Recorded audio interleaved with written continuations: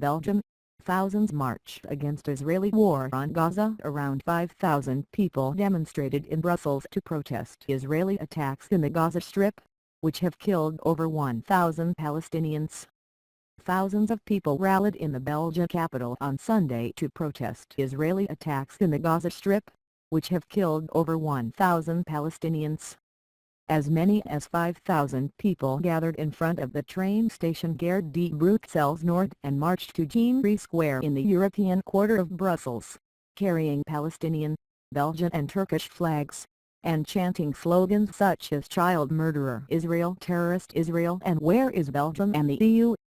Supported by several Palestinian associations as well as trade unions, the crowds condemned the killings in the Gaza Strip, and called on the Belgian government and the European Union to impose sanctions against Israel. All these attempts by Israel to colonize the West Bank, occupy Gaza, build a wall are all reason enough that finding a solution becomes impossible. The conflict is not religious but a political one, Jacques Verset, coordinator of Belgium-Palestine Association, said. A solution will not be found by launching missiles on the people of Gaza, who are permanently trapped in an outdoor prison. The international community must recognize the Palestinian state, Verset added. Meanwhile, a group of around 400 Jews gathered in front of the Israeli embassy and lit candles for the Israeli soldiers killed in the Gaza combat. For the past 2 weeks, we have been seeing pro-Palestine protests where Israeli flags have been burned, and crowds have been waving Hamas and Hezbollah flags and chant slogans calling for death to Jews, said Joe Rubenfeld, president of the Belgian League Against Antisemitism (LBCA). Local authorities should not allow such anti-Semitic protests, he said.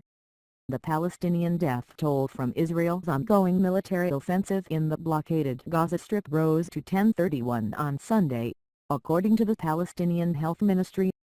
Around 37 persons have been injured since the beginning of the Israeli onslaught on July 7, which Israel said aims at halting rocket fire emanating from the blockaded strip.